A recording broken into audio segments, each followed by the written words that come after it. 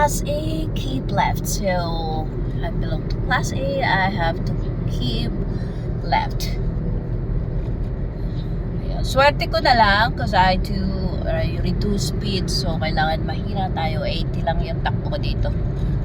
Yun. Kasi malapit na ako sa ikalawang toll. And, ayun, umuulan na. Ito na yung toll sa Las Piñas. Okay. Ayun, alas 4 eksakto. Biruin mo, nasa daan pa ako. Hindi alam ng asawa ko kung nasaan ako. Buti na lang asawa ko hindi Pinoy, hindi matanong, hindi matanong, hindi nagsiselos, may trust. Kasi kung Pinoy pa na, kung binugbog na ako, hindi ako nagpapaalam saan pupunta. Syempre, madaling araw. Ayun.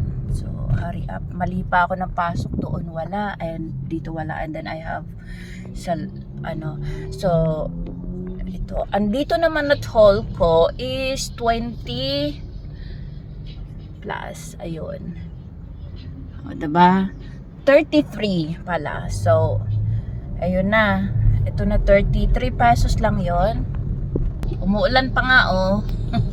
Umuulan. Then, I have to go na. So, ayun. Diba? So, mga ma-franchise man, may mga franchise ako or at sarili kong brand, lahat po kayo may obligasyon tayo sa isa't isa, may obligasyon tayo sa shop. Pero kung ayaw nyo gawin yung responsible nyo, yung obligasyon nyo, ay maghiwalay na tayo. Kasi it's easy to get employee crew, kasi sa job hiring po ako kumukuha ng crew. And some are my kapatid and then pinsan. So, ayun na, sinuong ko yung ulan, no? Diba? Umuulan. So, ayun, alas 4, nasa daan pa ako.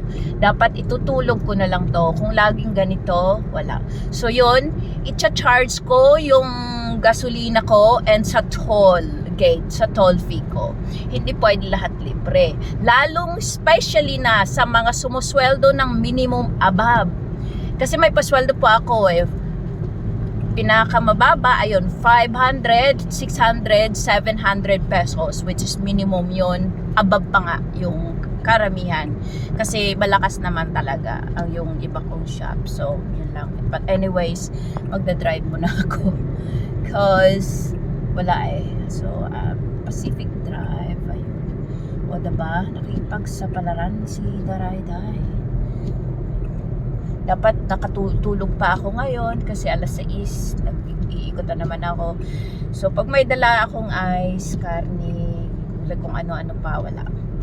May ibig sabihin na noon.